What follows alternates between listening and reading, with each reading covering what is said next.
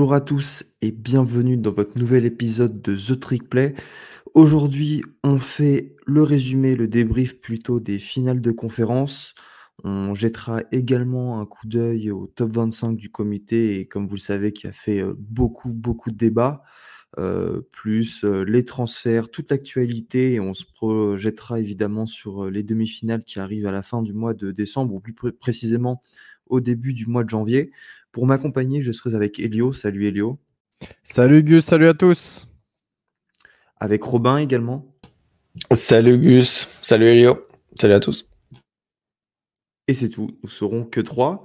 Alors on va commencer maintenant parce que avec notamment je pense le débat sur l'absence de Florida State et à contrario la présence d'Alabama, on risque de déborder un petit peu sur le temps. Je propose qu'on y aille par ordre chronologique, qu'on commence par les matchs Non, je ne veux pas. Vas-y Gus. qu'on commence par les matchs qui avaient eu lieu dans la nuit du vendredi à samedi, à commencer par la finale de la Pac-12, le dernier match de l'histoire de la Pac-12 entre Washington et Oregon. Et Robin, c'est les Huskies qui se sont imposés pour la deuxième fois cette année face aux Ducks. Oui, effectivement, c'est une rencontre qui était où Washington était donné underdog, Oregon était favori de 9 points. Selon Vegas, moi j'ai jamais été d'accord avec ça parce que ils nous ont battus ils ont battu Oregon en milieu de saison plutôt. Même malgré que Oregon ait eu c'est un peu tiré la balle dans le pied tout seul lors de ce match-là. Pour moi, les deux équipes se valent et tous les deux équipes étaient des équipes top 5. Donc le 9 points d'écart, c'était un peu exagéré, je pense. Et ce match-là commence et très rapidement, on se rend compte qu'il n'y a pas match sur le terrain. Washington domine de A à Z et Oregon ne joue même pas le premier quart-temps. Au final, le score, il est assez favorable à Oregon à la mi-temps, puisque Oregon est mené seulement de 10 points, alors qu'ils ont joué honnêtement, ils ont joué 2 drives sur Il y avait la 20 à mi-temps 3 entière. il y avait 20 à 3 pour Washington avant que Ouais. les Ducks s'inscrivent un touchdown à 14 secondes de la fin du match pour revenir à la fin de la première mi-temps pour revenir à 20 à 10. Ouais. Et effectivement, on revient à un petit point à la fin de la mi-temps qui nous, au final, remet un peu dans le match. Et il y a beaucoup trop d'erreurs en première mi-temps, notamment Oregon fait 3 fois en fait. Enfin, il y a 4 drives en première mi-temps où ils font 3 et punt. Donc un 3 and out 4 fois pour commencer le match, c'est compliqué. Ensuite, c'est dur de mettre l'attaque en place, la défense qui reste trop longtemps sur le terrain. Mais au final, Oregon revient dans le match jusqu'à mener 24-20 après à un moment du match dans le troisième quart-temps. Et là, je me dis, OK, il y a peut-être une chance. Il y a quelque chose à faire. Et au final, il y a un turnover de Michael Penix Jr. qui envoie une interception. Le jeu d'après, Bonix envoie une interception qui est un brain fart. Il veut lancer la balle hors du terrain, mais je ne sais pas pourquoi il la lance dans le terrain. Alors qu'Oregon avait l'occasion justement de marquer un peu, de prendre le large. Au final, il se retrouve à se prendre un point, à se prendre un touchdown et à courir après le score tout le match. Et au final, Washington a fait les jeux qu'il fallait au moment où il fallait. Oregon a gardé un peu son espoir avec 3 minutes restantes sur le clock où il marque en 2 jeux. Il marque en moins de 30 secondes avec un super touchdown pour Trajan Holden d'une 50aine de yards.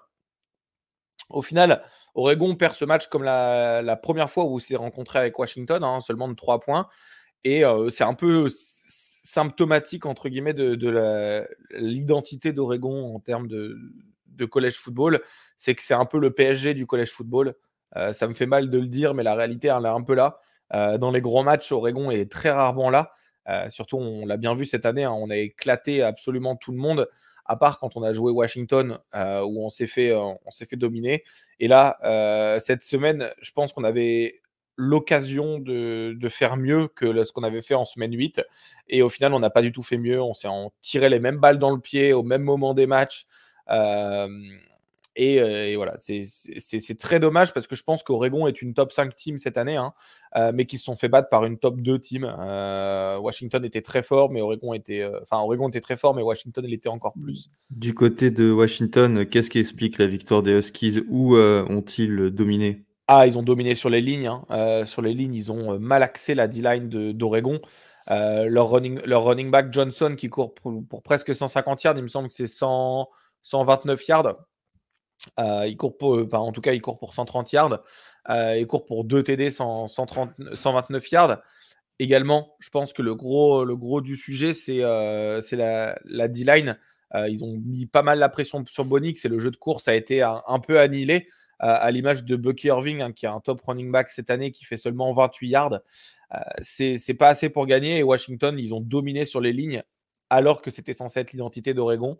Ils ont dominé sur les lignes et avec leur passing game, hein, Michael Penix a fait un très très bon match, notamment avec des belles deep balls pour En Romeo dépit, Ogbonnier. en dépit d'une fiche statistique qui, au premier abord, ne paraît pas fameuse.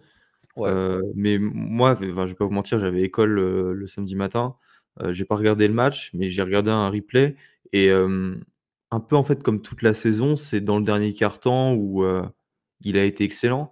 Là, j'ai tout de suite en tête, 2 actions. Robin, tu me corriges, hein, si je dis une bêtise, La avec conversion au quatrième, Macmillan. ouais. En Ouais. fait, c'est son duo avec Macmillan, qui a été excellent, et qui a permis, notamment, bah, justement quand vous revenez à 34-31, qu'il reste, 2 minutes 45, sur le chrono, il va chercher, la première tentative en 3e et 6 ou en 3e et 7 pour John Macmillan Ouais, et c'est effectivement, ouais. comme ça qu'il met, voilà, qu'il met fin aux espoirs d'Oregon et Mais c'est là où il faut saluer le play calling de Kalen DeBoer Ouais. dans ce quatrième quart-temps. ouais, Bon, quel coach. évidemment, on connaît tous la première mi-temps, comme l'a dit Robin, mais ce quatrième quart-temps, ça a été le plus important fondamentalement de ce match. Et le play calling offensif, pour moi, je regardais le match, j'étais stressé parce que ça pouvait s'effondrer.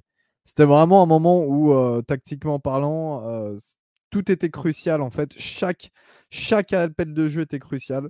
Et non, excellent play calling, très bien exécuté par l'attaque. Et voilà, ça donne ce résultat.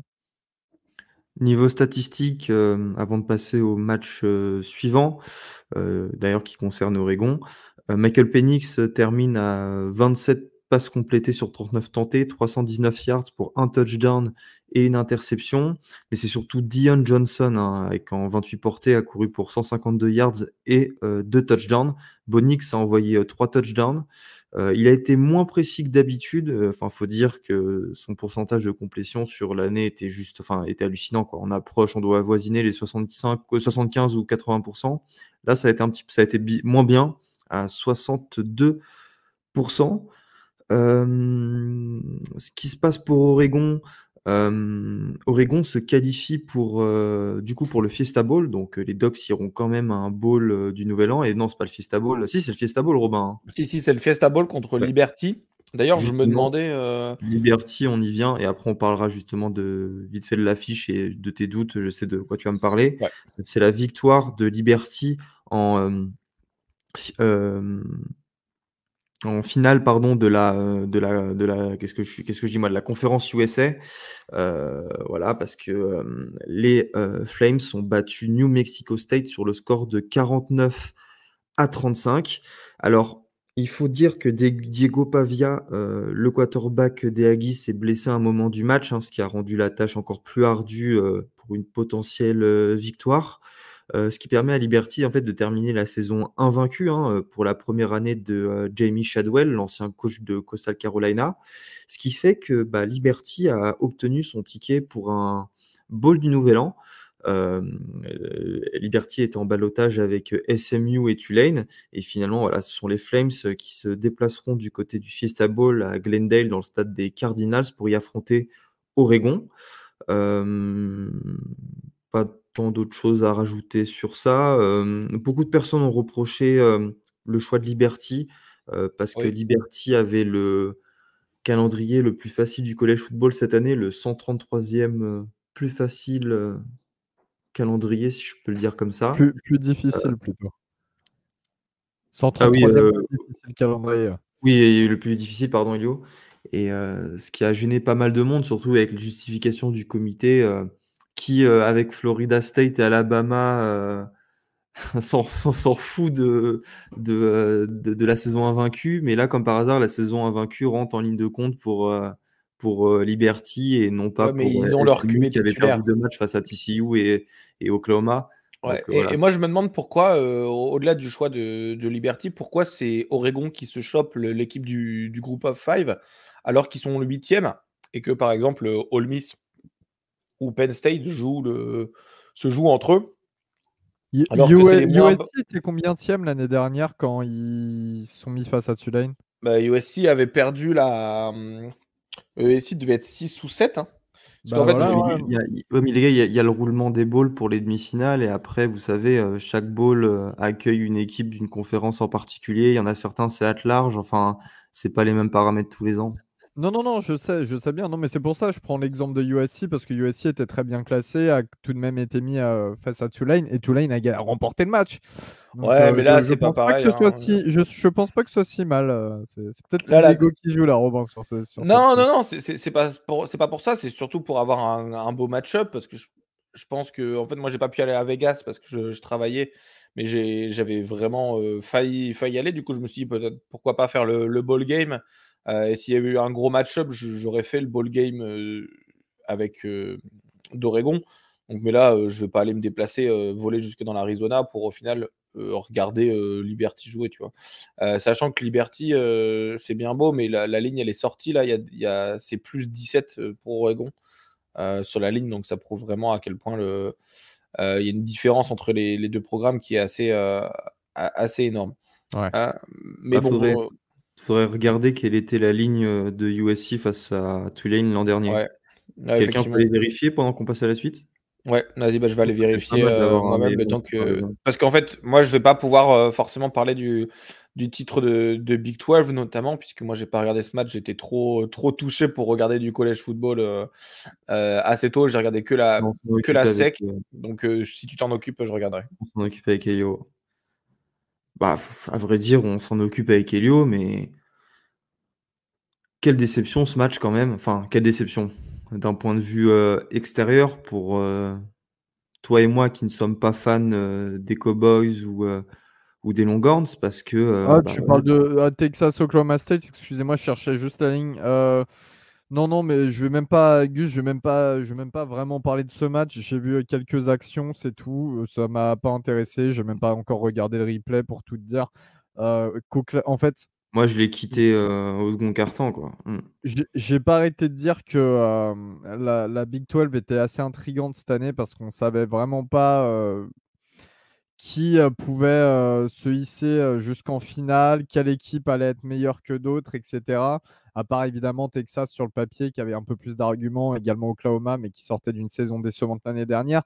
Mais sinon, je trouvais que c'était une conférence ultra homogène, assez intéressante. Finalement, on retrouve Oklahoma State. Oklahoma State, pour moi, c'est. Alors, ok, ils étaient à 9-3 sur la saison, mais c'était pas une belle saison, c'était pas des beaux matchs, pas des belles victoires. No disrespect pour Baptiste.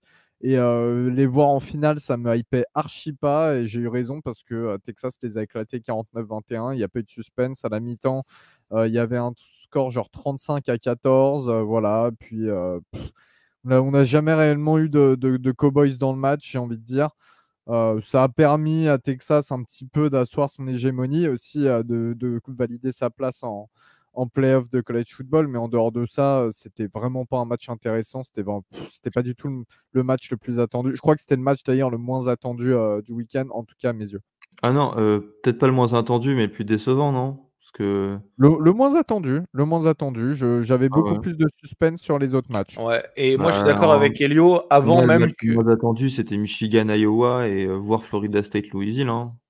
Bah, en fait, le problème, c'est que moi, Florida State, Louisville, justement, j'ai regardé le match quand même parce que j'avais commencé un peu à digérer Oregon, mais avant, en fait, avant que ça se joue, moi, j'avais vraiment du mal avec Oklahoma State en finale, puisque je me suis dit que c'était pas la meilleure équipe qui allait, puisque Oklahoma aurait eu plus de répondants, je pense, contre Texas. Et là, c'était un peu sûr, vu la trend dans laquelle Oklahoma State se dirigeait. Ils ont échappé belle à BYU, ils ont échappé belle à Houston. Ils ont échappé belle un peu depuis qu'ils ont battu Oklahoma. C'est un peu une équipe un peu claquée. Donc c'était sûr que Ouais, Texas allait gagner.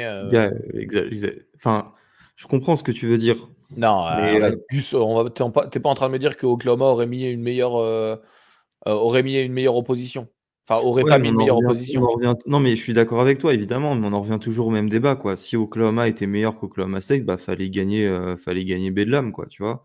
Et Eh moi, oui, je pense mais que Oklahoma State, en fait, a laissé beaucoup d'influx nerveux justement à Bedlam, avec il y avait besoin de battre ton rival qui s'en allait, contre qui t'allais plus jouer avant je sais pas combien d'années.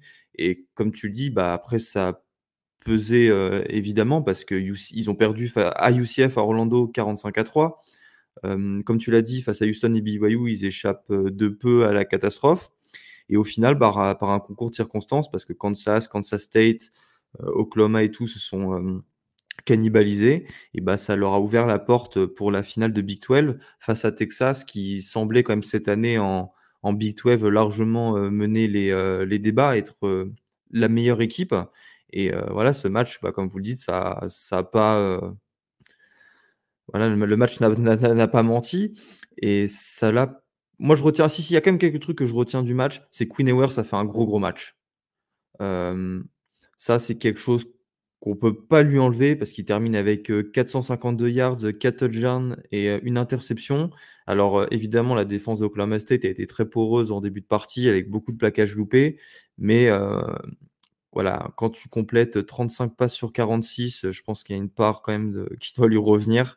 Voyons le verre à moitié plein. Et vous avez vu le touchdown, les gars, de Tivondre Sweet? Oui, non, moi j'ai pas Le, vu. le defensive tackle qui va certainement gagner le prix du meilleur lineman intérieur du pays d'ici quelques jours, qui voilà, a réceptionné un ballon pour un touchdown. Surtout que sur le match, sur le run-stop, il a limité, entre autres avec ses partenaires de ligne défensive, Oli Gordon à 34 yards, alors qu'Oli Gordon, voilà, nous habitue depuis quelques semaines à dépasser les 150-200 yards, voire plus. Euh, c'est une très grosse performance de sa part. Ça permet à Texas de terminer la saison avec un bilan de 12 victoires et une défaite. Le titre de conférence qui va bien avec. Ce qui leur a permis de se qualifier en playoff, mais ça, on y reviendra après. À la même horaire, et ça, c'est le match que j'ai regardé parce que pour le coup, il était serré. C'était la finale de Mid-American Conference, les gars, la MAC, entre Miami at Ohio et Toledo, et ce sont les Red Hawks qui se sont imposés 23-14. C'est une revanche sur le match de saison régulière, hein. Les Rockets avaient battu les Red Hawks, et c'est la seconde fois que Chuck Martin, voilà, le coach de Miami, remporte la MAC.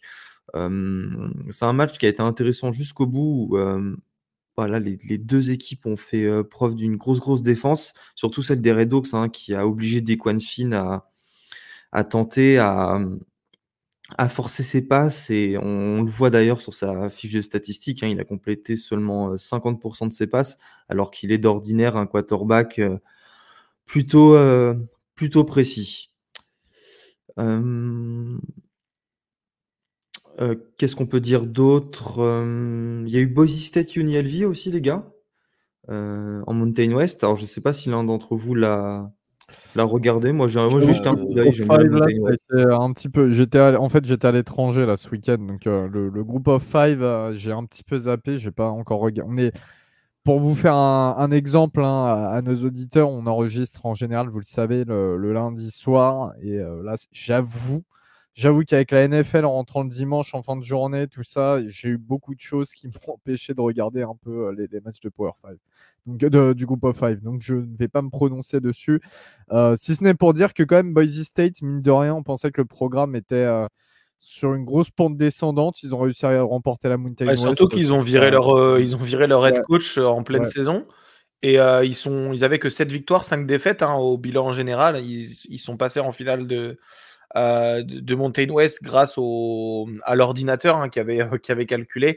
parce Parce que que 3 équipes étaient à égalité, était à égalité avec 6 victoires, 2 défaites, en bowl, en match intra-conférence, pardon. Donc c'est assez fabuleux, je pense, pour Boise State de gagner cette conférence, étant donné que tout le monde mettait un peu UNLV devant, on va dire, en termes de match-up, et que ils avaient viré leur head coach, etc. Je pense qu'il y avait beaucoup de circonstances autour du programme qui faisaient que UNLV était vraiment favori. Et au final, moi, je regardais. J'ai pas du tout regardé. Je crois que je zappais. Enfin, c'était à 18h ou c'était un peu plus tard? Non, c'était le match, il était à 22h. C'était pendant. Il C'était était à pendant 21h, il était à 21h, il avait commencé 1 heure avant Georgia. avant Georgia, ouais. Illinois. Il me semble que je matais ça en double écran avec Georgia à un moment. Et je me suis retrouvé à bien kiffer le début enfin, les quelques actions du match que je regardais au Oui, parce go. qu'il y a eu quand même, il y a eu quand même des trucs intéressants. Il y a eu un pick six d'UNLV. Ouais. Le jeu au sol des Broncos a été particulièrement bon parce qu'ils ont un quarterback qui court très bien, hein, Taylon Green. Là, par exemple, bon, il a lancé 2 touchdowns à 12/15. Mais il a aussi couru pour 90 yards et 2 touchdowns. Et en plus, il était accompagné de Ashton Jeanty. Ashton Jeanty qui a été le meilleur quarterback, le meilleur running back de la Mountain West cette année. Lui, il termine à 153 yards et un touchdown. Et le revenant George Olani, qui a été blessé une majeure partie de la saison, a couru pour 76 yards. Final, Boise State a couru pour 301 yards, ce qui est beaucoup, et c'est ce qui leur a permis d'asseoir, de trouver cette victoire et de remporter la Mountain West dans une année, comme Elio a dit, où on pensait que ça allait être compliqué pour eux. Et c'est peut-être là qu'on comprend pourquoi en fait Boise State est la meilleure équipe de Mountain West depuis 25 ans. Il y a peut-être une classe d'écart entre ces Broncos et ces Rebels, mais saluons la magnifique saison de UNLV. UNLV, hein, qui termine avec un bilan de 9 victoires et 4 défaites. Et une finale, c'est pour un programme comme celui de la fac de Las Vegas, c'est vraiment pas anodin. Vous pouvez me préciser, les gars, qui va affronter UNLV? Je crois qu'ils vont affronter Kansas au Guaranteed Rate Bowl. Faudrait vérifier, mais je suis quasiment sûr que c'est ça. Moi, c'est une rencontre Ouais, qui me plaît bien, Kansas, ça. tout à Kansas fait. UNLV Le 27 décembre, le mercredi 27 décembre. à 3h du matin. Alors ça, tu vois, bon, peut-être 3h du matin, je suis pas un ouf non plus. Mais ouais, pourquoi pas? Pourquoi pas? On passe au gros morceau, les gars. Tout de suite, je Allons-y. pense, avant de parler de l'American Conference et de la Sun Belt. C'est la finale de la SEC, Georgia-Alabama. Et Alabama a fait ce que tout le monde craignait, ce que le comité craignait, remporter la SEC face aux Bulldogs sur le score de 27-24. Je rappelle que Georgia a été classé numéro 1 à l'AP Poll et au classement du comité. Ça faisait depuis 29 matchs qu'ils n'avaient pas perdu, soit plus de 700 jours. Leur dernière défaite remontait à la finale de SEC lorsqu'ils ont remporté le titre national en 2021. Bref, Alabama a sorti un exploit, je pense qu'on peut le dire.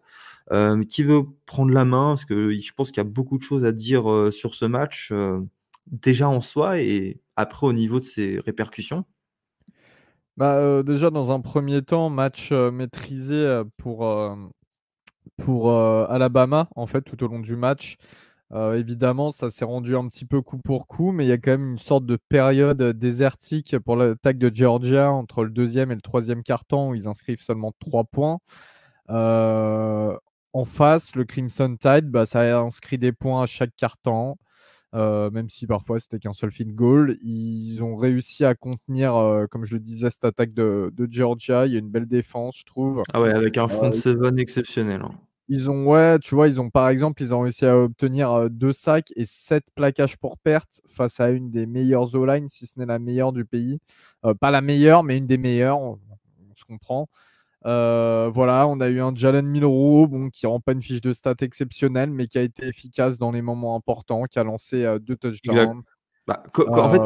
En fait, Euh, c'est ça, mais je pense que c'est exactement le résumé de la saison de Jalen Milrose que tu viens de dire. ouais, non, mais c'est ça, parce Pas, que pas en fait, forcé- pas- pas forcément excellent, mais toujours là dans les moments importants et encore hier au 4e quart-temps, il a été excellent et Les gens, en fait, si tu veux, avec Milroe, les gens essayent de lui donner un statut parce qu'il est quarterback d'Alabama et que c'est vrai que ces dernières années, les quarterbacks d'Alabama performaient très bien, allaient dans le monde professionnel, etc. Alors que pour moi, Milroe, c'est le parfait exemple du quarterback d'Alabama de la période post-draft de tous ces QB là, c'est-à-dire l'Alabama qui a un bon quarterback efficace qui fait ce qu'il faut, ni plus ni moins, qui derrière ne montre pas qu'il aura une grande carrière, mais en tout cas qui est efficace. Et en fait, je pense que c'est ce que Nick Saban cherchait cette année.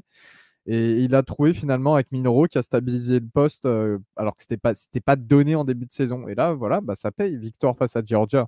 Pourquoi pas? Ouais, moi Robin? c'était le premier match de la soirée que je regardais vraiment en détail puisque, voilà, comme j'avais dit, j'avais pas le goût de regarder des choses avant. Donc je me suis bien penché et j'ai essayé de regarder d'un regard très, très extérieur sans parler de, «Ah j'aime pas, j'ai envie qu'il gagne, j'ai pas envie qu'il gagne» et cetera. Et j'étais très surpris par le début de match de Georgia où en fait, ils font trop 2, qui font 2 3 and out, hein, pour commencer le drive. En gros, Alabama prend la balle. Georgia force un 3 and out. Ensuite, ils vont marquer. Et ensuite, ils refont un 3 and out pour Alabama. Et à ce moment-là, je me dis, OK, il y a 2 3 and out. Je revois le même match que Oregon. Et au final, Alabama va se faire éclater. Et la réalité, c'est que pas du tout. Et ça a été je pense que très plaisant à voir d'un point de vue footballistique Alabama et Georgia ça avait pas mal de niveau. Et j'irais même un peu plus loin en disant que le niveau qui a été proposé par ces deux équipes, pour moi, méritait les playoffs des deux équipes. En termes de ce qu'il y a sur le jeu, évidemment, hein, de qualité de jeu. Après, est-ce qu'on On mérite, on pourra en mérite pas, parler, tout à l'heure, s'il te plaît, c'est à justement. vous de voir, oui, oui, effectivement. Mais d'un point de vue qualitatif sur le terrain, je trouvais que les deux équipes se battaient plutôt bien et ça prouve que, voilà, encore une fois, le niveau de la conférence SEC est assez bon. Au final, sur le terrain, comme Elio l'a dit, J'aime bien que tu aies dit, que le niveau est assez bon et qu'il ne soit pas meilleur. non, non, bah, évidemment, Non mais non il est mais pas meilleur. justement, Moi, c'est je suis fan de non mais on est sur la même longueur d'onde, pour cette année en sec, tu vois? Oui, oui, effectivement. Et du coup, je me suis rapidement reposé devant le match et c'est un match qui est très serré au final. Bon, certes, il y a 3 points, ça a l'air pas du tout serré au bout d'un moment puisqu'on se dit: «OK, bon, c'est sûr que Alabama va gagner, il y a 10 points» et un peu comme Oregon, Alabama revient au score, Georgia revient au score assez tardivement dans le match et ils tentent d'aller chercher la victoire.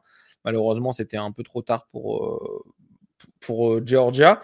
Et je pense que le problème de Georgia, ça a été les blessures. Et c'est quelque chose que je me suis posé comme question devant ce match.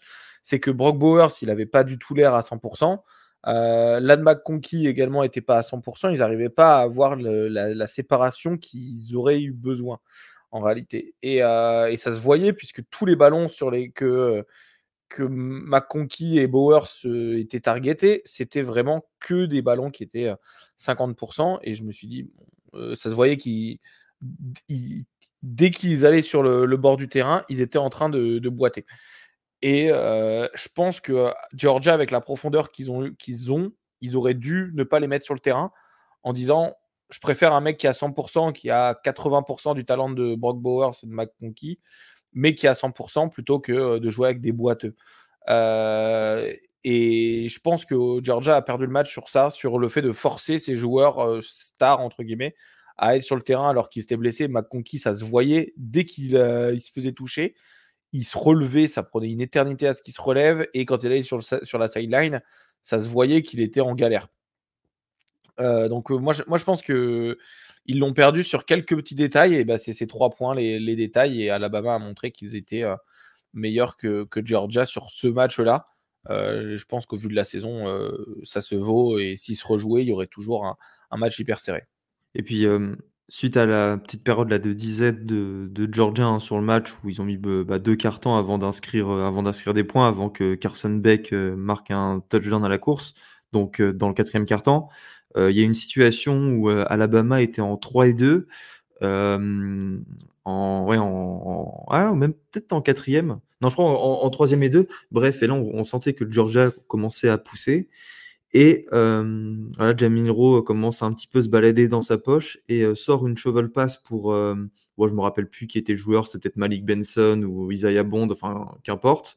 Et je pense que c'est ce jeu qui a fait tourner le match parce qu'au final, ça a permis au Crimson Tide d'aller inscrire un touchdown à la course quelques jeux plus tard par l'intermédiaire de Rodney Williams pour passer à 27 points à 17.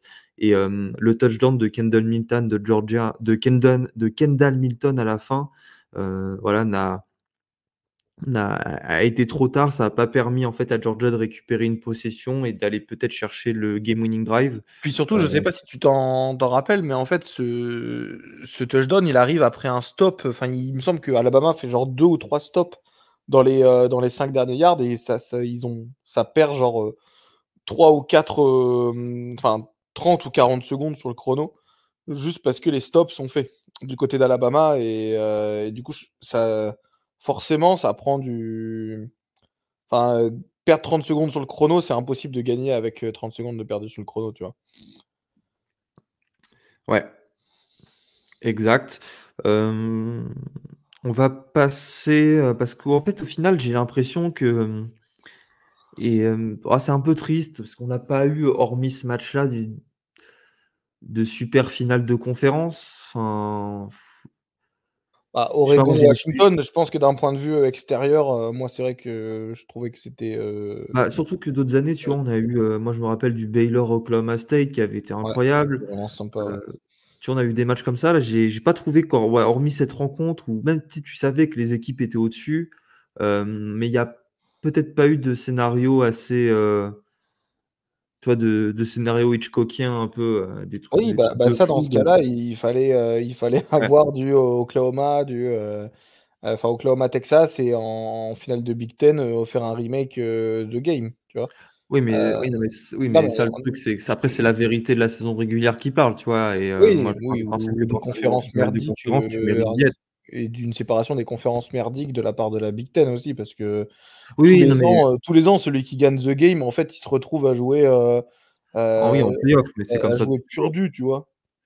Ouais. Enfin, à jouer Purdue ou Iowa, c'est Oui, mais même catastrophique. d'une manière générale, même pour les autres matchs, parce que là, par exemple, on va passer à la finale de la Sun Belt, Oui, Appalachian State Troy, et au final, il n'y a jamais eu match. ouais. Les Trojans, en fait, ont remporté le match 49-23, mais enfin, je sais pas, je trouve qu'on n'a pas eu de superbes rencontres cette année, et on a eu une belle saison de college football. Je trouve qu'on a eu une saison très homogène, mais il nous a manqué d'upsets, de trucs fous. Vous voyez, Tu comme veux le dire tennis. pendant la saison régulière? Ouais, pendant la saison régulière, même les Arrête, finales t'as de. eu tous les upsets en début de saison. Ouah, Ah non, je même peux pas te laisser dire ça. Il y a eu des tonnes d'upsets en début de saison. C'est juste parce que là, tu ce que tout le monde es reproche, sur il n'y a la pas eu de fin, gros donc trucs, il n'y a pas t'as eu pas un la mémoire Tennessee fraîche Alabama. là-dessus. Hein? Il n'y a pas eu de Tennessee Alabama comme l'an dernier, par exemple. Il n'y a pas eu un Bah, LSU Alabama. il y a eu le Texas à Alabama, par exemple.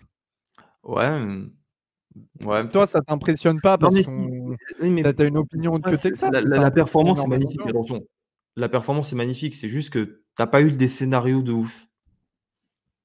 Il y a failli avoir le Auburn Alabama aussi. Il y a Ouais. eu Non, non, il y a eu pas mal de choses. Il y a eu pas mal de choses où ça a aussi failli. Mais par exemple, tu vois USC qui se fait complètement dézinguer euh, face à certaines équipes. On a eu pareil avec, qu'on le veuille ou non, on a eu pareil avec Colorado. Il y a des équipes qui ont tapé Colorado, on s'y attendait pas. C'était des upsets, mine de rien. Je trouve qu'il y a eu quand même quelques C'est petites sans choses là aucune cette saison. mesure avec les gros programmes. Après c'est vrai que ça dépend de chaque conférence. Par exemple, Clemson, on ne s'attendait pas à ce que ce soit aussi mauvais en ICC. En Oui, Big moi Ten, il aussi, n'y a mais rien eu, c'est est-ce vrai. qu'il y a eu des matchs, des trucs épiques, comme un Tennessee Alabama, par exemple, de l'an dernier? Ah, j'ai pas l'impression. Euh, Faut que je refasse un récap, mais je pense qu'il y en Non a mais au non moins mais un on a eu une belle saison, mais tu qui vois, est je trouve que ça s'est impressionnant. senti aussi sur ces finales de conf et là, par exemple, pour Appalachian State Troy, il y a un moment, il y a 21-17 pour Troy à l'entrée du 4e quart-temps. On s'attend à voilà, ce qui est une vraie fin de match hyper serrée et non, là, en l'espace de littéralement, 3 secondes quoi, enfin de 20 secondes, Troy a mis 2 touchdowns d'affilée pour passer à 35-17 et voilà, ça a mis fin à tous nos espoirs de fin de match incroyable. Voilà, ce qui fait que les Trojans remportent, la Sun Belt pour la 2e année, consécutive et là, il y a une performance à sortir. C'est, Kimani Vidal avec 233 yards et 5 touchdowns. Plutôt pas mal ce que fait, John Sumrall à Troy et d'ailleurs j'ai vu Henry qui nous a dit qu'il y avait des rumeurs de John Sumrall à Tulane parce que le coach de Tulane, Willie Fritz, est parti à Houston. Là aussi, ça peut être quelque chose d'intéressant à suivre dans les prochains jours. À propos de Tulane, les gars, la Green Wave a perdu à domicile face à SMU sur le score de 26-14. Et en plus, il me semble que SMU jouait sans leur quarterback titulaire. Leur quarterback titulaire qui était Preston Stone. Vous vous rappelez de Preston Stone, l'excellent quarterback Le lycéen qui 4 avait étoiles, choisi ouais. SMU à la place de gros programmes. C'est finalement Kevin Jennings qui a pris sa place.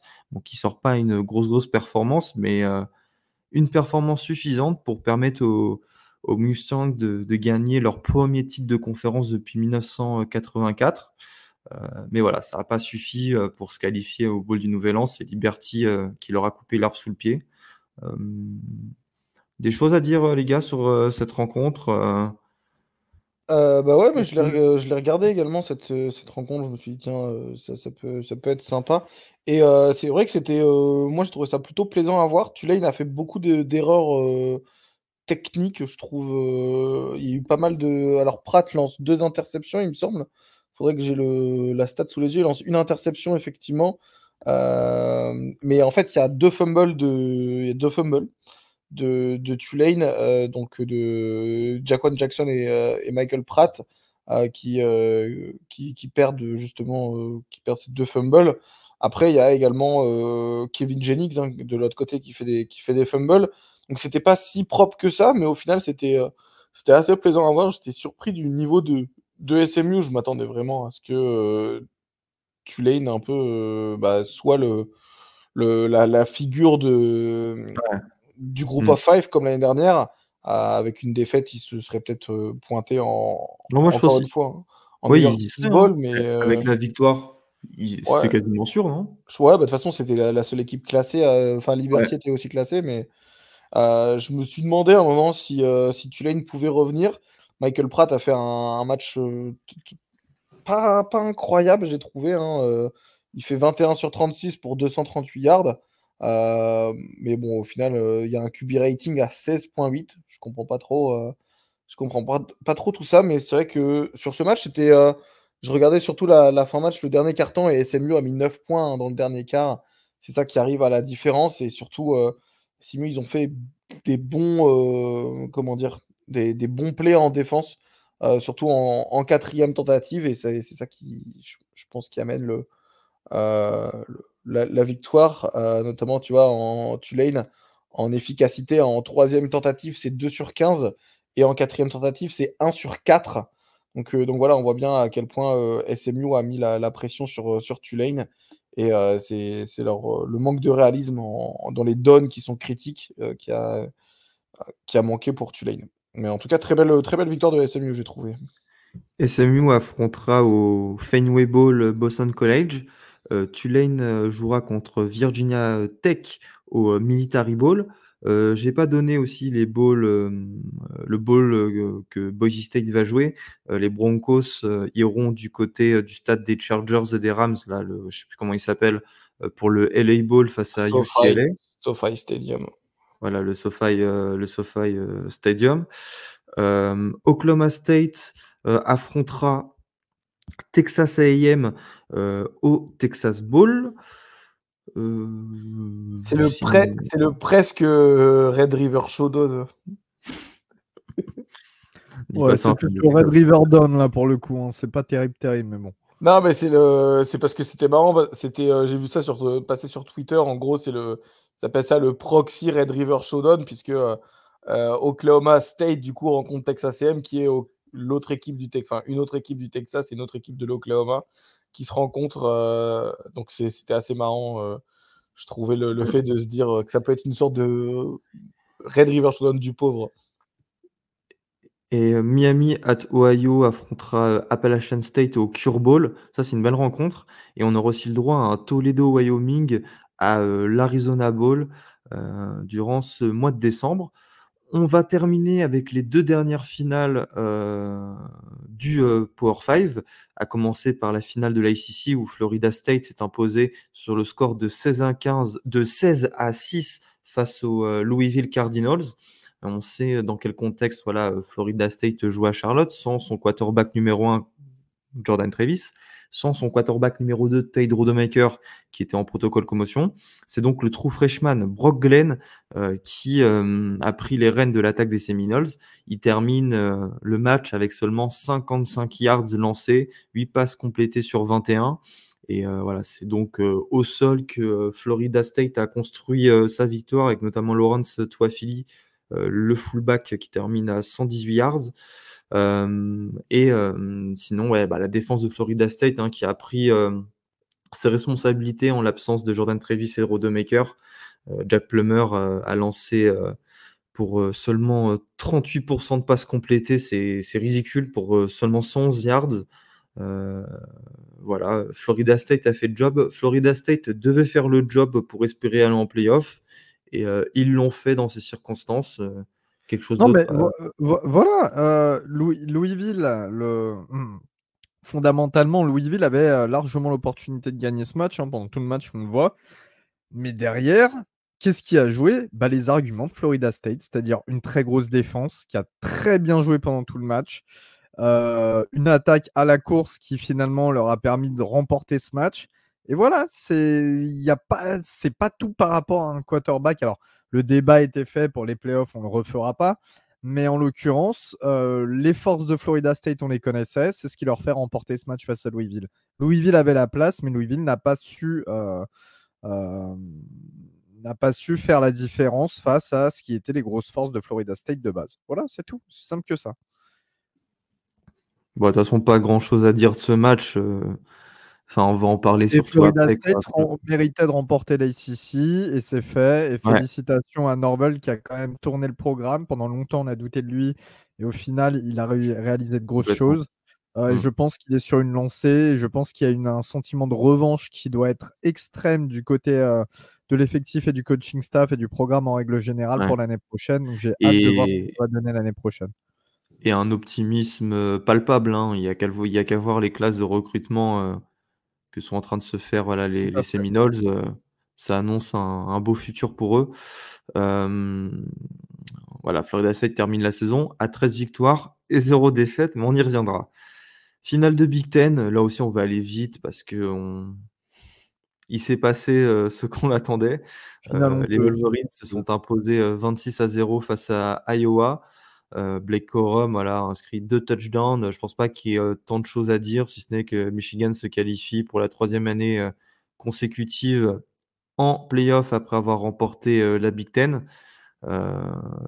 C'est Non, mais c'est Iowa, ils se sont ramenés. Ils avaient un kicker au poste de quarterback, très clairement. En plus, le mec il fait 260 livres. Genre, tu vois sa dégaine, c'est même Big Ben, il a jamais atteint ça. Comme d'hab, ouais, écoute, on défend. Voilà, on sait pas jouer une attaque. Ça a joué toutes les quatrièmes à Iowa, même les quatrièmes et très short, ça passait jamais. Michigan qui s'est baladé sans être non plus transcendant. Je suis désolé, mais Michigan, ça m'a pas non plus impressionné, notamment au niveau de l'attaque. La défense, il n'y a rien à dire, mais bon, c'est Iowa en face. On va pas non plus la en faire défense 3 turnovers. tout un plat. Mais au niveau de l'attaque, c'était JJ McCarthy, c'est pas terrible. Dès qu'il est sous pression, en fait, il prend 10 secondes pour lancer à chaque fois parce qu'il a la meilleure O-line du pays quasiment. Et quand au bout de ces 10 secondes, il commence à y avoir des défenseurs sur lui parce que ça reste la défense d'Iowa. il loupe ses lancers ou c'est très très chaud, c'est in extremis. La course qui n'a pas eu besoin de se développer réellement, mais c'est elle qui marque les touchdowns pour Michigan. Et puis voilà, il n'y a pas grand-chose à dire, comme tu le disais sur ce match. En fait, on n'apprend rien et d'un Michigan qui va affronter Alabama en playoff et d'un Iowa qui risque de payer cher là, cette fin de division dans la conférence à partir de l'année prochaine. Ah Voilà. bah, à On n'a partir de rien l'année appris de prochaine, particulier t'inquiète sur pas, ils ce feront match. plus une finale pour les années à venir. Mais en Bon, tout ça cas, fait ça bien content que les divisions s'arrêtent parce que c'était plus possible d'avoir. T'as Penn State, ouais. Michigan State dans la même conférence et Ohio State, c'était plus possible d'avoir une finale avec Iowa dedans, tu vois. C'était vraiment catastrophique. Moi, je suis très très déçu. Vous savez ce que je vais vous Ce dire, les gars? format, ouais. Profitez de voir des petites équipes, enfin des petites équipes, on s'entend, des équipes comme Iowa, Northwestern ou Purdue en finale de Big Ten, parce qu'avec l'arrivée de USC, Washington, Oregon et UCLA, Mais tous ces qu'elle le programmes-là, mérite, les Iowa, il mérite. Maryland, Rutgers, bon pas Nebraska pour le coup, Minnesota, Iowa n'iront plus jamais en finale de conférence et Mais c'est bien normal puisqu'ils sont pas au niveau. Ils sont pas au niveau, mais enfin bref. Et on marginalise. Ouais, vas-y, de toute façon c'est un autre débat, c'est sur en, le en, en, réalignement. en tout cas, j'espère que le bar l'Iowa là qui a dit alcool pour tout le monde jusqu'à ce que Iowa marque un point, bah, ils ont bien pris une facture salée.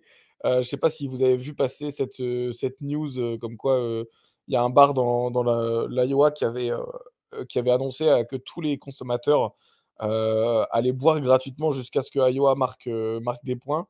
Finalement, ils ont marqué 0 point, donc tout a donné, on va dire, enfin, le bar a dépensé une fortune, à mon avis. On a terminé les gars avec le récap des matchs de conférence. Je vous propose qu'on passe à un petit peu d'actu. Il y a pas mal de trucs à faire en actu là, mine de rien, parce que vous savez, le portail des transferts a ouvert aujourd'hui, le lundi 4 décembre. Et Robin, t'es chaud, on sort une petite liste à l'après-vert. Je sors une petite liste à l'après-vert et il y a aussi des joueurs qui sont rentrés sur le portail des transferts et vous me dites ce que vous en pensez. Ouais, Chaud? vas-y, je suis chaud. JT Daniels, c'est l'exception. Il met fin à sa carrière voilà, pour des raisons médicales. Il est passé par USC, Georgia, West Virginia et Rice. Euh, c'est un bon gars et il n'a pas eu de chance avec les blessures et j'aurais vraiment aimé voir sa carrière sans blessure, surtout après sa saison true freshman exceptionnelle avec les Trojans.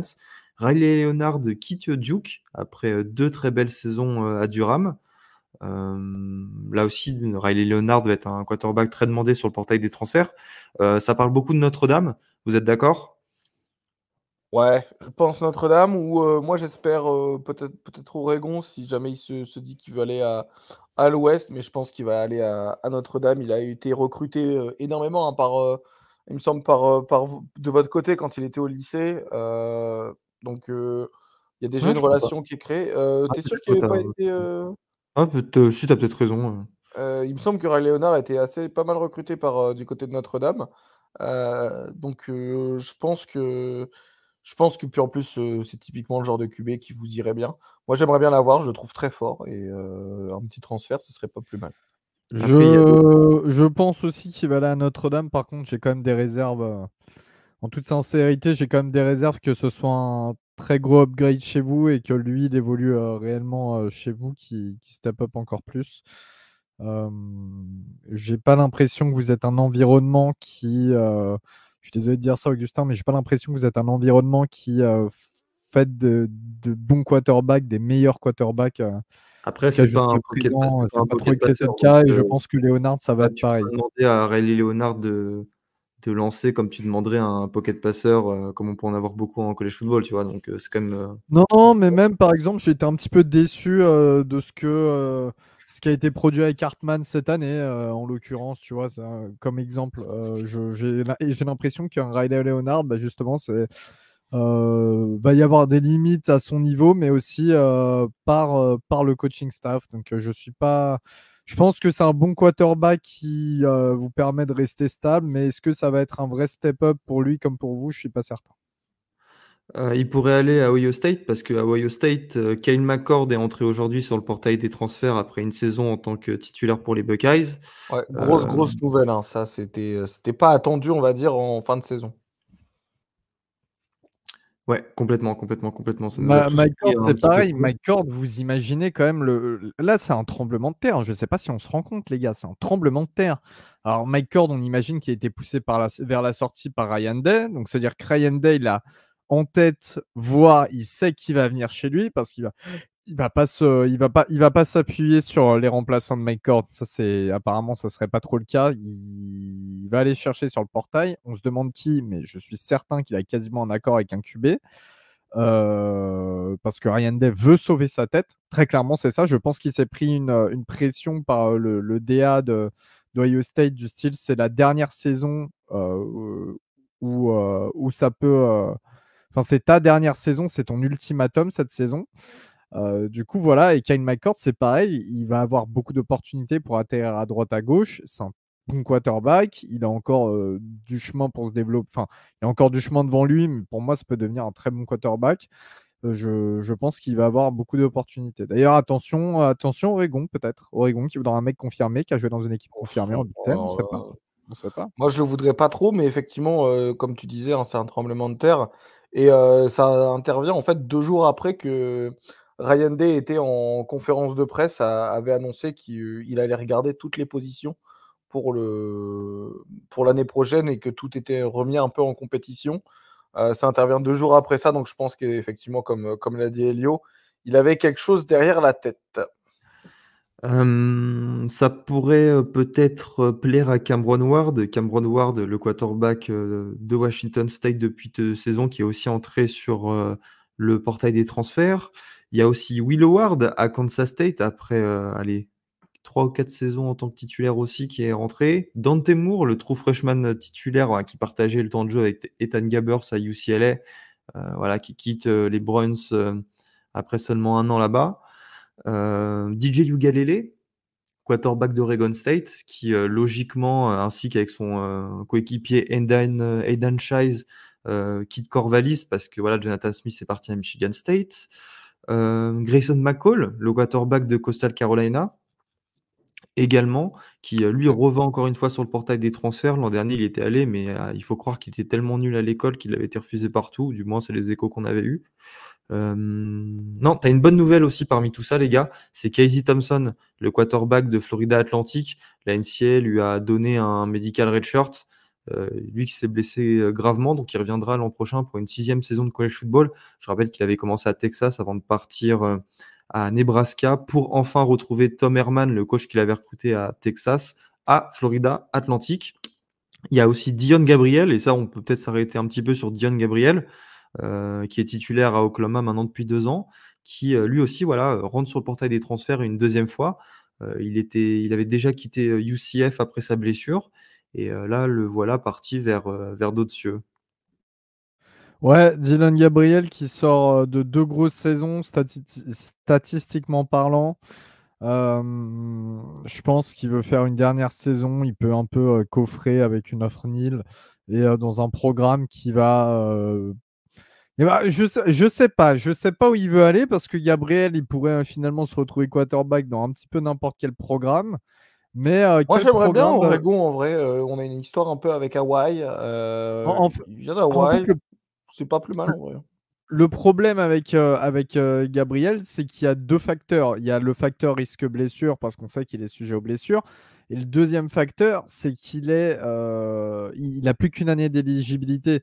Et en fait, on remarque quand même qu'il y a pas mal de programmes qui prennent des QB avec au moins 2 années d'éligibilité pour se donner un futur à moyen terme, au lieu de changer de quarterback chaque année. Donc, je ne sais pas, est-ce que ça va le desservir ou non, mais en tout cas, c'est encore de la folie, hein. Là, aujourd'hui, la journée qu'on a eue au poste quarterback et sur d'autres postes, c'est quand même assez fou au niveau du portail. C'est aussi assez fou avec le coaching carousel. Là, on a eu pas mal de Ah, nouvelles annonces de coach. t'as pas parlé juste d'une chose. Il y a Walter Nolan aussi qui s'est mis sur le Ouais. portail aujourd'hui. Ouais, on a surtout Le... parlé des quarterbacks. Walter Nolan, l'ancien meilleur joueur de la classe 2023, voilà, qui était ou 2022 peut-être dans la classe historique de Texas A&M, qui rentre sur le portail des transferts. Logique, hein, Jimbo Fisher est parti. Il y a aussi Julian Fleming, l'ancien 5 étoiles, receveur 5 étoiles à Ohio State, qui a réellement jamais fait son trou, qui rentre sur le portail des transferts. De toute façon, là, vous savez, tous les jours, ça va tomber en masse, les transferts. Il y a qu'à aller sur notre compte Twitter pour savoir qui reste ou qui part. Ah oui, les gars, Spencer Petras a commit à Utah State aussi. On parlait d'Iowa tout à l'heure. Ouais, bravo. Oh, peut-être qu'il fera une belle carrière là-bas. Et là, on se rendra compte que au Ouais, final, peut-être. le problème, en fait, c'était le play Iowa. calling offensif d'Iowa. Voilà. Ouais. Mais après, moi, je pense que l'une des plus grosses nouvelles, effectivement, c'est des quarterbacks qu'on attendait déjà, qui étaient là depuis quelques semaines sur le portail, notamment Will Howard, on l'avait un peu dit. Tyler Van Dyke également, hein, qui est une grosse prise. C'est vrai on cite que ceux qui sont rentrés aujourd'hui, donc la date d'ouverture du portail officiellement, mais ceux qui avaient annoncé déjà partir, c'est des beaux poissons aussi. Donc à voir qui a des relations avec qui et qui peut aller faire des belles choses, notamment les nouveaux coachs, hein, comme tu l'as dit. Les nouveaux coachs, généralement, ils vont essayer d'aller re- récupérer un quarterback, un gros quarterback pour commencer leur carrière en tant que head coach. Notamment, je pense à Elko du côté de Texas A&M, qui va essayer d'aller chercher, à mon avis, un des top 3 quarterbacks en transfert. Et puis, bah, voilà, pas mal d'équipes aussi, comme Il y a, ouais. Il y a eu du mouvement. Ça concerne évidemment Robin, pas que les joueurs. Ça concerne les ouais. coachs. Boise State a un nouveau coach, Ouais, ouais, j'ai plus le nom en tête, mais c'était Danielson. Danielson, effectivement, qui était l'intérim head coach. Effectivement, il gagne, il gagne sa conférence. Je pense qu'il y a pas trop de raisons pour lui dire, bah non, finalement, t'es pas coach titulaire chez nous. Donc, effectivement, ils l'ont validé en tant que, ils l'ont passé de intérim à temps plein. Donc, bravo, il ira plus chez Adecco dessus. Elio, c'est Houston qui a trouvé un remplaçant à Donald Gerson et pas des moindres. Ouais, tonton Fritz, le coach de Tulane, hein, Comment qui ça, tonton Fritz, là? On dirait une mauvaise blague de Papy Schulz ou un truc Ouais, comme ça. effectivement. j'étais en Allemagne ce week-end, voilà, quand je vous ai dit que j'étais parti à l'étranger, donc je me suis peut-être inspiré de la frontière, mais en tout cas, Fritz qui donc part du côté de Pour moi, Houston. attends, désolé. Pour moi, Fritz, c'est Florian Fritz. Peut-être que Robin sait de quoi je parle si je dis Non, mais Florian Fritz. beaucoup ont la Ouais, ref, mais oui, toi, ça me je parle crois d'un que je l'ai rêve, pas non plus, effectivement, mais Gus. bon. Merci de me sous-estimer. Mais en l'occurrence, bref, Fritz qui part à Houston, c'est assez étrange parce que c'est vrai que mine de rien, on s'attendait à ce qu'il parte peut-être un petit peu plus haut qu'Houston. Voilà, donc moi je trouve que c'est un recrutement très très intelligent et très bien de la part des Cougars. Évidemment, c'est quelqu'un, Fritz, à qui il faut donner le temps, hein. Il a fallu prendre du temps pour tout installer à Tulane. Ça va être pareil pour les Cougars qui évoluent en Big 12, donc il y a aussi beaucoup de concurrence. Mais je trouve que c'est une très bonne prise pour Houston. Voilà, tout simplement. Et l'année dernière, Gus, il me semble qu'il était pressenti pour je ne sais plus quel poste. Georgia Tech. Hein? Georgia Tech. Ah oui, non, oui, Georgia Tech. Ah oui, non, non, c'est au même niveau alors. Ok, voilà. Mais en tout cas, voilà, je pense que c'est un Mieux coach que aussi Houston. qui peut faire évoluer, tourner un programme. Ça va être intéressant à suivre en Power 5. Ouais, attention à ce qui va se passer à Tulane. La saison gueule de bois l'an prochain. Voilà, je le vois gros Ah, comme une maison. ça arrive en Ouais. Y, hein. Indiana aussi a trouvé un remplaçant à Tom Allen avec Kurt Signetti, le coach de James Madison, qui a lui aussi un petit peu un même profil qu'Allen DeBoer, dans le sens où c'est des gars qui ont entraîné aux échelons inférieurs et qui ont toujours été des champions. Quand vous regardez en fait leur bilan total victoire-défaite, c'est genre du 140 victoires pour 15 défaites, enfin des chiffres hallucinants. J'ai vu là, je vois un petit peu sur les réseaux sociaux, il a pris son rôle très à cœur, hein. Il commence à lancer des scuds à Michigan, Ohio State, tout ça. Euh, voilà.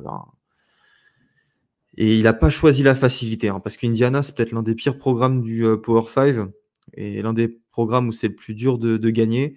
Donc, bonne chance à lui. San Diego State récupère le coordinateur offensif de Colorado qui était avant le head coach de Toledo, Sean Lewis. Et UTEP, Robin est allé chercher son coach pour remplacer Dana Dimel en FCS. Ouais, effectivement, hein, c'est le. Alors attends, j'ai plus du tout le nom du mec, encore une fois. Il vient Euh, d'Austin Peay. Ouais, Dustin Pay. J'ai plus le nom du gars, je suis désolé. Mais effectivement, l'ancien coach de Austin Pay qui s'en va du côté de UTEP. Donc UTEP qui sort d'une saison qui est quand même assez compliquée de leur côté. Donc j'espère que ça remettra un Scotty nouveau souffle. Walden. Ouais, c'est ça. Scotty Walden qui mettra du nouveau, un nouveau souffle au programme de El Paso. Et c'est aussi l'un des programmes où c'est plus compliqué de gagner, hein, UTEP. Ouais. Dana Dimel avait fait une belle saison là, il y a, je crois, 2 ans, ou peut-être l'an dernier, je me rappelle plus. Mais mine de rien, voilà, c'est quasiment. Bah tiens, mine de rien, les Miners, j'ai même pas fait exprès. Oh, elle est belle, elle est belle. Ouais, j'ai pas fait exprès en plus. Tu vois, d'habitude, j'essaie un petit peu de réfléchir, quoi. Mais, euh, mais voilà.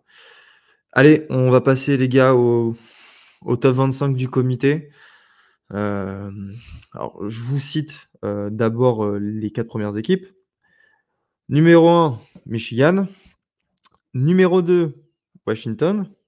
Numéro 3, Texas. Et numéro 4, Alabama. Je rappelle que les 4 premiers du classement du comité, du top 25 du comité, se qualifient pour le Sugar Bowl et le Rose Bowl qui, cette année, font office de playoff. Le premier, Michigan, affrontera au Rose Bowl le 4e, Alabama. Et Washington, le 2e, affrontera le 3e, Texas, au Sugar Bowl. On va parler de Michigan d'abord. Michigan est premier, on est d'accord qu'il n'y a pas de débat. On Ouais, bah, aurait, en même temps, on quand aurait ils pu jouent à mettre Iowa en finale de Washington. Big Ten, bon. Ouais, voilà.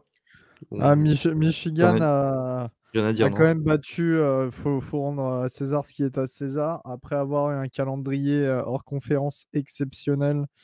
Non, ils ont quand même battu Penn State et Ohio State. Bon, voilà, je pense que ça se joue pas loin avec Washington, mais les saisons finalement, la saison décevante de USC, la saison un petit peu décevante finalement de Utah pèse dans la balance si tu veux comparer les deux programmes. Voilà.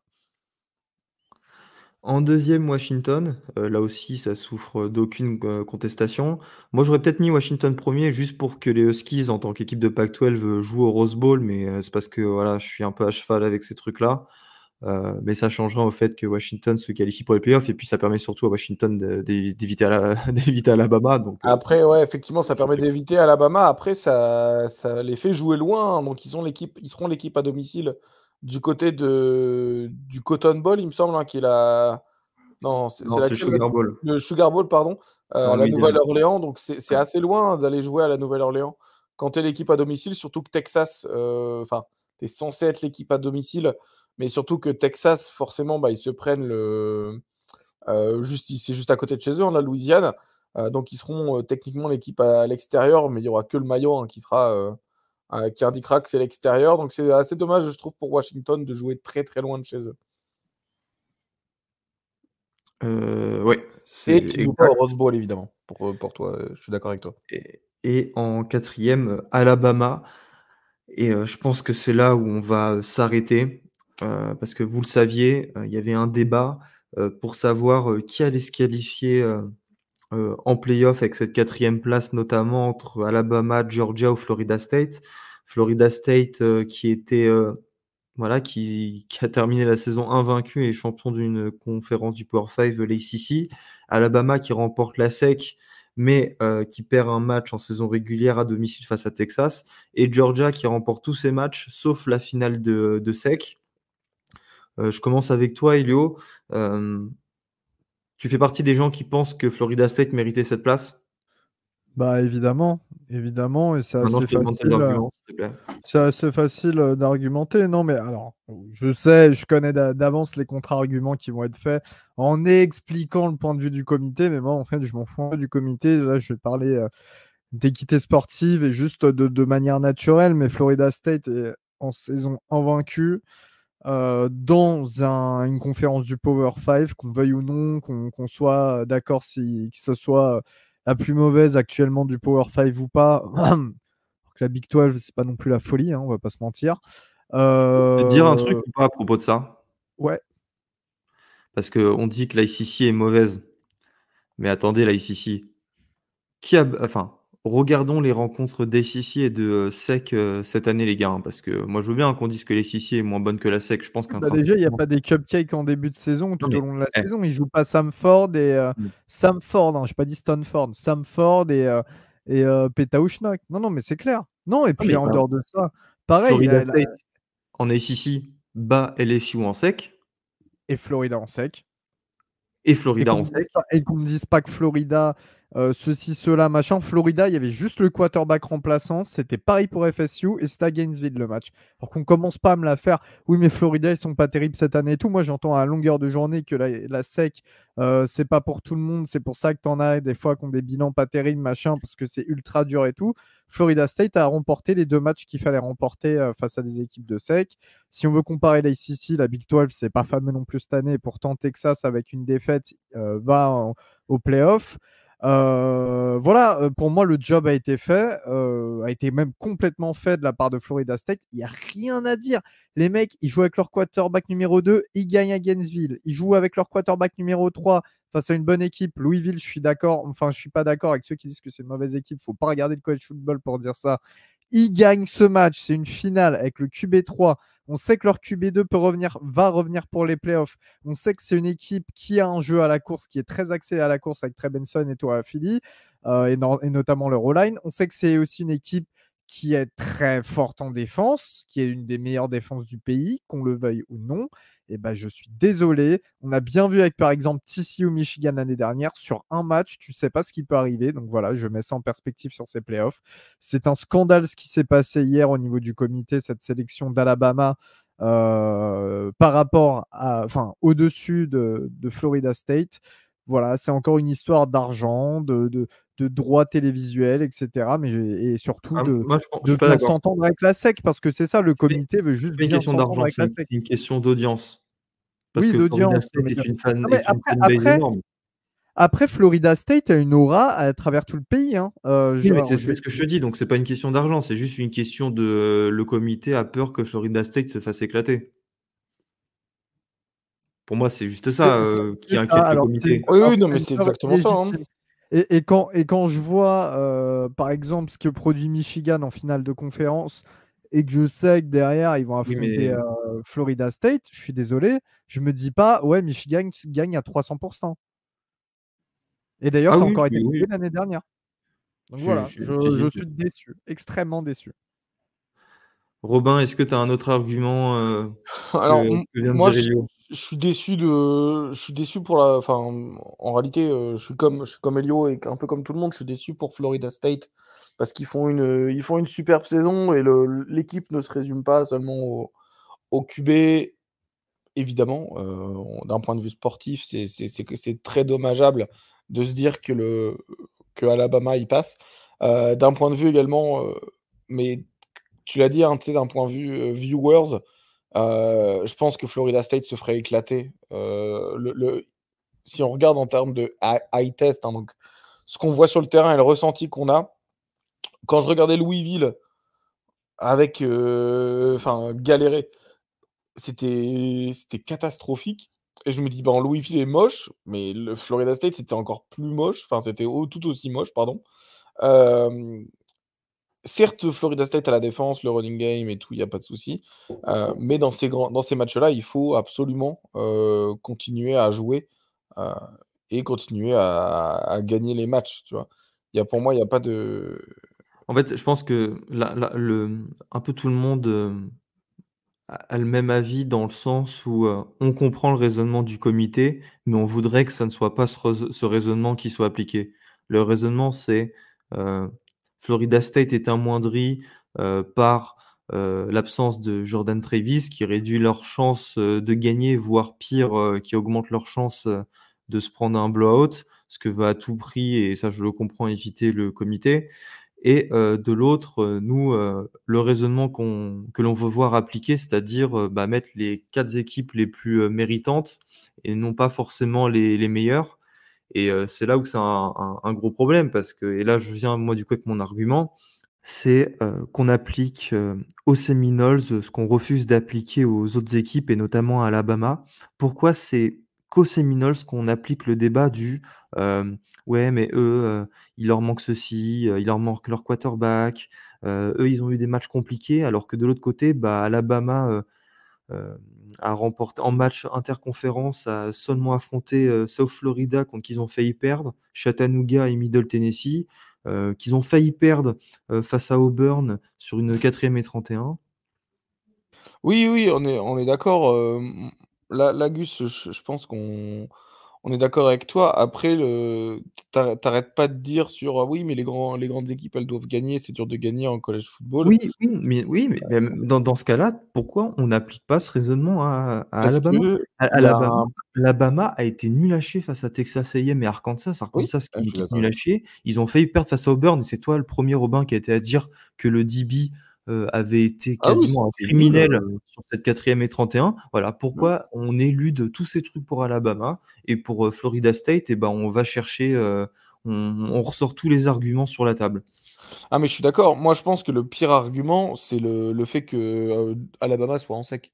Alabama, c'est Alabama, ils sont pas en sec, Alabama, ils sont pas 4. Enfin, Oui, Alabama, parce que je déjà, rappelle que Alabama jamais une monte, équipe de SEC, ouais, n'a ne pas s'est été pas en qualifiée en play-off et encore moins une équipe de SEC, qui a remporté sa conférence. championne. Mais du coup, c'était assez bizarre parce qu'il y avait jamais eu une équipe à 13-0, dans le Power 5 qui avait pas été, en playoff, et jamais d'équipe de sec qui avait pas été en playoff. Donc, à un moment, on s'est dit: «Ça y est, c'est l'année de la dernière année des playoffs à 4 où il y a pas de où il y aura pas de sec de SEC et que ça va bien se passer». Et même, Florida State, ils avaient fait une viewing party, hein, dans leur stade, en fait, pour les fans de, de cette sélection du comité, et eux, ils étaient, en train de justement faire cette sélection également de leur côté. Je pense que tout le monde s'attendait à ce que ça soit Florida State et qu'on n'ait pas ni de Alabama ni de Georgia. Moi, je trouve que ce qui est bizarre également, et ce qu'on parle pas assez, c'est que Georgia se retrouve 7. Non, ils se retrouvent 6. Georgia se retrouve 6 alors qu'ils étaient 1, alors que tu as des équipes, notamment par exemple comme, heu, Oregon par exemple, quand on a perdu contre Washington, on a perdu une place, tu vois? Et eux, ils perdent 6 places alors qu'ils sont invaincus depuis 30 matchs. Je trouve que c'est vraiment dur pour Georgia également d'un point de vue, parce qu'on parle beaucoup de Alabama qui a eu sa place, mais de Georgia, ils ont 30 matchs sans défaite. Ils ont tout pour défendre leur three-peat. Ils perdent le un seul match alors que tu as des équipes qui ont un Ouais, seul. mais c'était le plus important de la saison. Après, je suis d'accord, ça explique peut-être pas le fait qu'ils soient aussi loin, Non mais effectivement. Texas, par exemple, tu vois? Ils ont perdu un match aussi. Mmh.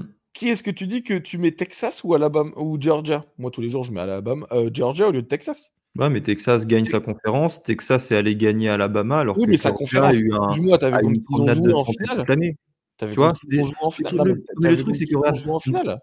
le calendrier de Georgia a été très facile toute l'année. Ça fait Georgia, ça ils ont joué Missouri, ils ont joué Tennessee, ils ont éclaté Kentucky. Tennessee, c'est Toutes nul, les Kentucky, équipes c'est nul. Non, mais toutes les équipes qu'ils ont jouées, qui étaient classées, qu'ils ont eu besoin de gagner, ils ont battu. Ils ont battu Missouri, enfin, excuse-moi, mais tu as beaucoup de, Georgia, Ça certes, fait ils un ont an qu'on sait qu'il y a que cette finale de conférence qui sera importante pour eux et ils la oui, perdent. mais bon, le problème, il est pas là. Pour moi, le problème, il est de comment est-ce que tu perds 6 places alors que tu pas de défaite depuis 30 matchs? Ouais, mais le C'est truc, c'est quoi le regarde, message qui est envoyé? C'est OK de perdre en septembre? En fait, le message qui est envoyé, c'est: «Ah bah, c'est OK de perdre en septembre, mais tu perds non, pas en novembre». justement non. Bah si, Texas, ils ont perdu quand? Ils ont perdu en octobre, OK, ça marche. Enfin, Et Alabama, ils ont perdu en septembre, et du coup, c'était OK parce qu'ils ont perdu en mais septembre. en fait, le truc, c'est que c'est contradictoire parce que oui, c'est OK de perdre en septembre, et Mais avec c'est l'approche pour nul! Alabama. En fait, Une défaite, c'est l'argument une défaite, qu'elle c'est arrive de en dire fin de match ou en début. qu'Alabama, en gros, ils étaient nuls en début d'année, mais c'est pas grave, ils sont bons en fin d'année, donc ils peuvent être en play-off. Et de l'autre, c'est en fait, tu dis, indirectement: «Ouais, mais en fait, jouez pas des matchs compliqués en début de saison, ils servent à rien». C'est ça, en gros, qu'on a dit à Florida State. C'est vous avez programmé LSU, mais vous auriez pas dû programmer LSU parce qu'on s'en fout de gagner ou de perdre en première semaine. Bah, c'est pour ça que je Bah, trouve ça contradictoire. Je suis d'accord mais avec oui, toi. non, mais le problème de FSU, c'est pas d'avoir gagné à la fin, c'est d'avoir perdu Jordan Travis. S'ils avaient perdu Jordan Travis en semaine 2, et c'est ce qu'il avait tweeté, hein, il avait d'ailleurs tweeté, Jordan Travis, je regrette de ne pas m'être cassé la jambe plus tôt, parce qu'on aurait vu que Florida State, c'est plus que le QB. Et moi, je suis totalement d'accord avec lui. C'est-à-dire qu'ils n'ont pas perdu de match, mais s'ils avaient gagné tous les matchs en Power 5 depuis septembre, sans leur QB, ils auraient été en mode, ah bah juste leur QB, il est nul, comme JJ McCarthy avec Michigan, tu vois. Et là, le problème, il était là, il était résolu. Sauf que c'est la fin de saison et ils gardent que la fin de saison en tête. Et c'est catastrophique de garder que la fin de saison. Bah, en fait, il garde que la fin de saison par opportunisme parce que je pense qu'en fait, dès le départ, il part du principe qu'il faut qu'il y ait, quoi qu'il arrive, une équipe de sec. Et à partir en fait de ce premier postulat, bah, tu adaptes tes arguments et, Oui. Là, pourquoi est-ce que tu mets pas ça fait naître Georgia des incohérences. Pourquoi est-ce que tu mets pas Georgia dedans au-dessus de Texas? Ils ont tous les deux une défaite. Oui, mais alors pourquoi tu mets Alabama devant Texas alors que Texas a battu Alabama de 10 points à Tuscaloosa? Oui, mais non, mais dans ce cas-là, pourquoi est-ce qu'on met Alabama qui joue juste, ils gagnent le dernier match de la saison, mais ils gagnent pas contre Texas. Ouais, mais C'est après, ils pas battent possible. Georgia, donc ça veut dire que tu mets Georgia devant l'équipe contre qui bah, les Bulldogs ont perdu. Bah, Tu vois, là, enfin, le truc, c'est que c'est tellement compliqué. En fait, je trouve qu'on a été dans une année. En fait, non, c'est ça le problème de cette année, Robin. moi, je pense C'est qu'on est que dans la pire en fait, année parce que tu as 8 équipes oui, qui méritent d'être en playoff. c'est ça. Il y a 6 équipes qui méritent d'être en playoff, 8. alors On a que eu 8. depuis 2014, bah, en fait, on sait très bien qui doit aller en playoff. Parfois, il y a eu quelques petits débats, mais c'est jamais allé plus loin, tu Généralement, vois. le débat, il est autour du 4e spot. Il n'est pas autour du 3 à 4, tu vois. Ouais. Et il n'est pas autour du. Généralement, c'est entre le 4e ou le 5e. C'est pas entre le 4e et le 8e, tu vois. C'est ce qui a rendu la tâche très compliquée au comité, ouais. Et moi, je pense que là, cet argument pour cette saison, c'est le meilleur pour les playoffs à 12. C'est le meilleur pour les playoffs à 12, que t'aimes ou que t'aimes pas, hein. D'un point de vue purement fan, tu justifies l'année des playoffs à 12 en mode, mais regardez l'année dernière. Enfin, les playoffs à 12, ça fait déjà longtemps que c'est validé, mais de dire aux fans, tu vois le fait que tu étais derrière, maintenant tu as les playoffs à 12, tu seras 12, tu pourras y aller quand même. Et les gens, en fait, ils vont être. Maintenant, quand tu seras l'équipe 13-14 du pays, personne ne s'indignera, à part si toi, tu es l'équipe de la fanbase du 13 ou 14. Mais là, quand tu es globalement, tu as 80% des fans de college football qui sont d'accord pour dire que c'est scandaleux que FSU ne soit pas dedans, parce qu'ils l'ont mérité sur le terrain, mais qui ne feront pas de viewers. Mais là, en fait, à 12, tu leur dis, ben, on s'en fout des viewers, puisque de toute façon, on te donne ta chance d'aller loin. Bah, c'est pareil. Et qu'on aime ou qu'on n'aime pas, c'est le meilleur argument cette année pour les playoffs à 12 qui partent bien. Puisque aujourd'hui, tu as Je vais me 8 faire équipes l'avocat du diable. Moi, je veux dire que c'est le meilleur argument pour une finale nationale à 2. classique à 2 sans playoff, Michigan contre Washington. Oui, mais dans ce cas-là, tu fais ton calendrier à 12-0 et tu joues personne. Ouais, mais dans ce cas, Ben, Gus, Michigan contre Washington, qui sont deux équipes invaincues, pourquoi pas Florida State qui est aussi invaincu, tu vois. bah, ouais, voilà, bah, Euh, après, c'est comme ça depuis depuis le début du XXe siècle. Ça implique de faire des choix. La finale nationale, les playoffs à 4, ça bah, implique de faire des choix tous les c'est ans. pour Non, mais ce ça que je veux dire, c'est que voilà, l'argument des playoffs à 12, on peut aussi le retourner et le mettre en faveur des playoffs, des playoffs d'une finale nationale comme le BCS à 2. Voilà, donc bon, moi, je suis pas sûr que. Là, cette année, on se dit que ouais, les playoffs à 12, ça va être bien parce qu'il y a 6 superbes équipes. Mais l'an dernier, on n'avait pas 6 superbes équipes. Il y a 2 ans, il n'y avait pas 6 superbes équipes. Tu vois, là, ça nous va bien parce que de circonstances, bah ouais, c'est vrai que ça collerait plutôt pas mal. Mais qui nous dit que ce sera pareil l'an prochain? Qui nous dit que ce sera pareil c'est dans 2 pas ans? question de superbes équipes, c'est question de superbes équipes et de très bonnes équipes. Et d'upset et tout ça, toi qui cherches les upsets, etc., moi je trouve que justement c'est Je aussi cherche les upsets, mais l'occasion. pas en niquant le college football. Mais il y a rien de en fait, bah, en March Madness, ça nique pas le college basketball Bah, et normal, parce que la marche manesse, c'est le college basketball.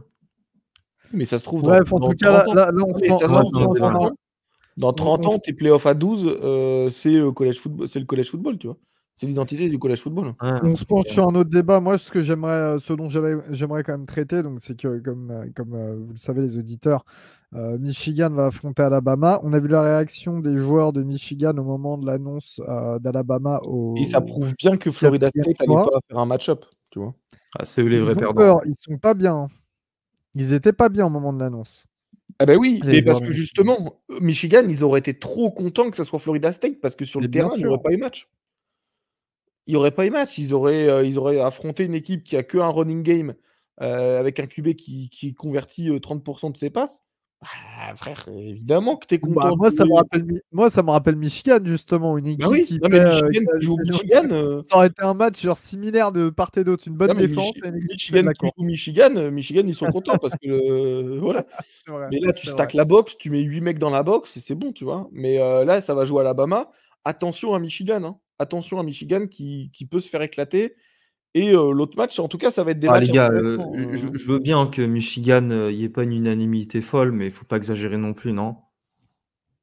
Bah, l'année dernière, tu aurais pu dire exactement la même chose. Au final, ils ont perdu face à TCU. Donc moi, j'attends toujours de voir. J'attends un Michigan. J'attends toujours de voir, les gars. Ça fait 3 saisons d'affilée qu'ils gagnent 12 matchs par saison.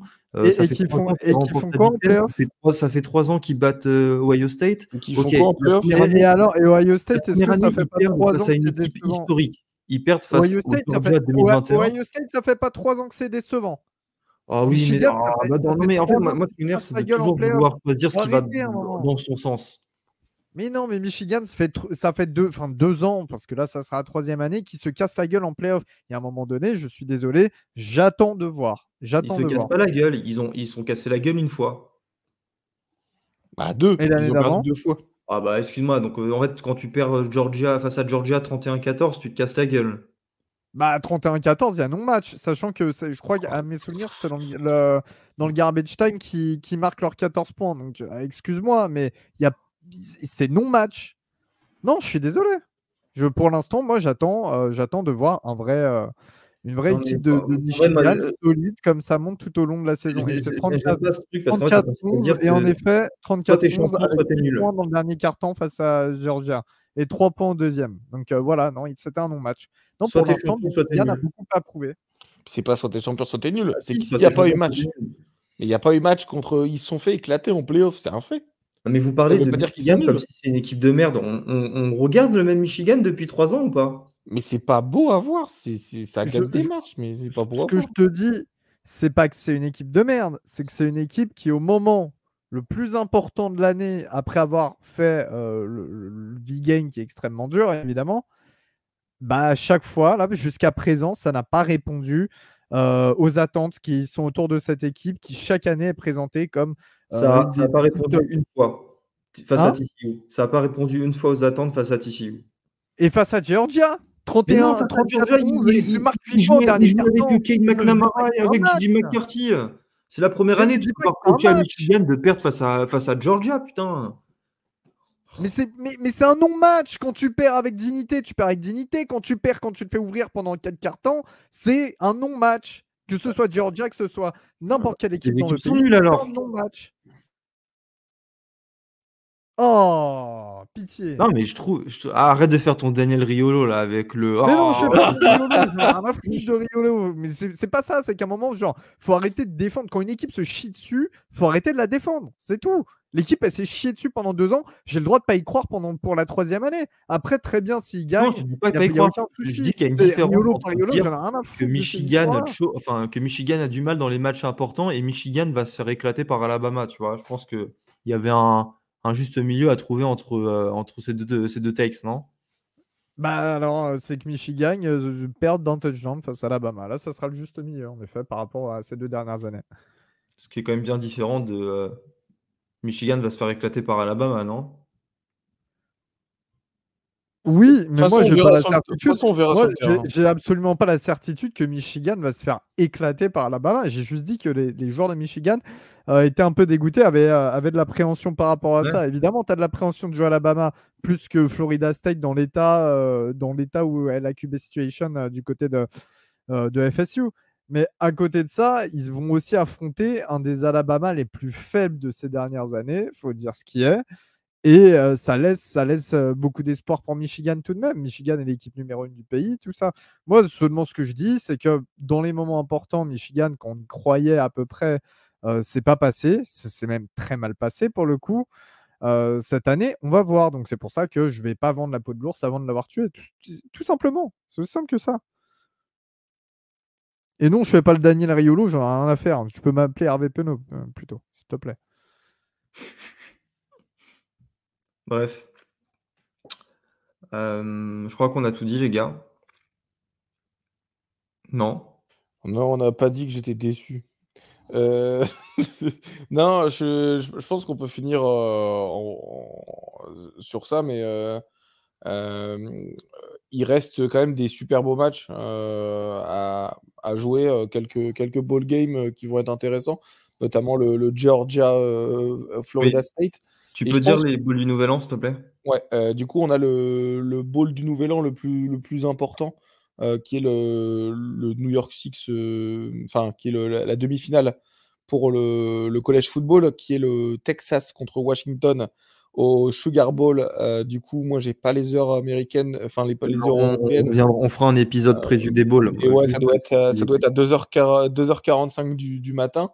On a Alabama qui va jouer Michigan au Rose Bowl, du coup, dans la nuit du 1er, enfin, ça sera le 1er en janvier. Hein, soirée du 1er janvier. ouais, cette fois-ci, ça sera. Avant, c'était dans la nuit du 31 au 1er, non, il me semble. Non, L'année dernière.